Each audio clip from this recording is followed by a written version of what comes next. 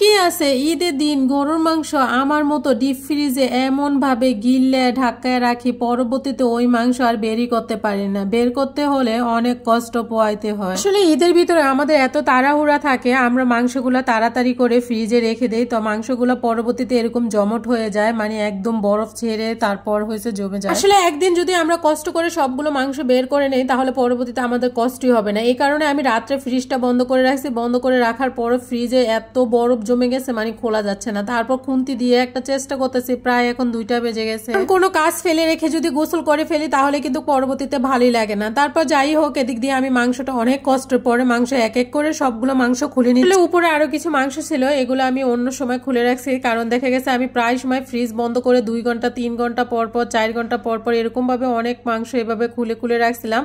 তো এখন ভাবতেছি সবগুলো মাংস একসাথে খুলে সুন্দর করে ফ্রিজটা পরিষ্কার করে নিব। এই যে ফ্রিজটা একদম পরিষ্কার করে নিলাম। আসলে একদিন একটু কষ্ট করলে কিন্তু দেখা গেছে সব সময় আর এই কষ্টটা হয় না, অনেকটা সুবিধা হয়ে যায়। তো আমি পরবর্তীতে অন্য আরেকটা পলিথিনের ভিতরে সুন্দর করে নিয়ে সবগুলা মাংস এভাবে একটা একটা করে সুন্দর করে গুছিয়ে রাখছি।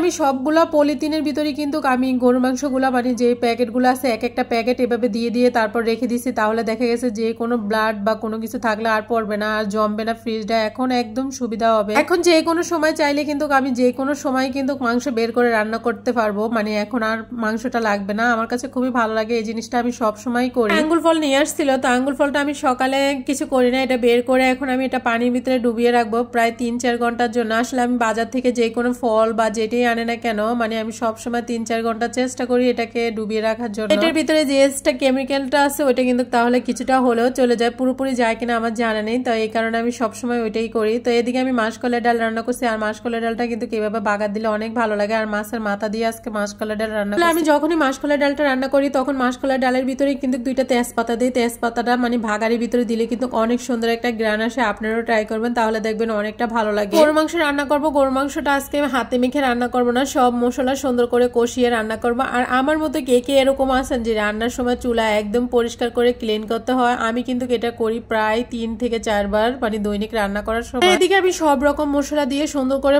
মশলাটা কষায় নেই, বরঞ্চ যেহেতু গরুর মাংস দিব গরুর মাংসটা কষতে হবে, এই কারণে গরুর মাংসটা দিয়ে ভালো করে এখন আমি একদম মশলাটা সুন্দর করে কষিয়ে নিব। গরুর মাংস বা যে কোনো রান্নায় রান্না করেন না কেন কখনো হাই হিটে রান্না করবেন না, মিডিয়াম আছে রান্না করবেন। রান্নাটা কিন্তু খেতে অনেক বেশি সুস্বাদু হয়, অন্যরকম একটা টেস্ট হয়। আর যে জলটা থাকে এই জলটা কিন্তু শুকিয়ে যায় না, ওই জলটার ভিতরে রান্না করা যায়, তাহলে খাবারটা খেতে কিন্তু অন্যরকম একটা টেস্ট হয়। তো আমি এখানে আলুগুলা ফ্রাই করে তারপরে হয়েছে গরুর মাংসটা দিয়ে রান্নাটা করে নিলাম। আর এদিকে ভাত হয়ে গেছিল অনেক আগে, ভাতটাও ছেঁকা দিয়ে নিলাম। আমি আজকে গরুর মাংস রান্না করছি, গরুর মাথার মাংসটা ওইটা রান্না করছিলাম। আসলে মাশাআল্লাহ রান্নাটা এত বেশি সুন্দর হয়েছিল, খুব সুন্দর একটা গ্রান আর স্মেল আসতেছিল। আর আমি কিন্তু রান্নাটার ভিতরে কিন্তু এক্সট্রা কোনো পানি ব্যবহার করি নাই, যে মশলার পানিটা ছিল বা গরু মাংসের ভিতরে যে পানিটা বের হয়েছে ওই পানিটা দিয়ে কিন্তু আমি রান্না করছি। মাশাআল্লাহ এত বেশি সুস্বাদু হয়েছিল, কালারটাই বলে দিতেছে, দেখেন কি সুন্দর হয়েছে কালারটা। তাই না? আমার রান্না করতে করতে অনেক সময় হয়ে গেছে, ওর বাবা যাওয়ার সময় হয়ে গেছে, তাড়াহুড়া ভাবে রান্না করছি। তো এদিকে আমি ভাত দিয়ে মানে চুলার থেকে তরকারিটা ওনাকে দিয়ে দিতেছি, মানে খাওয়ার জন্য তাড়াহুড়া ভাবে।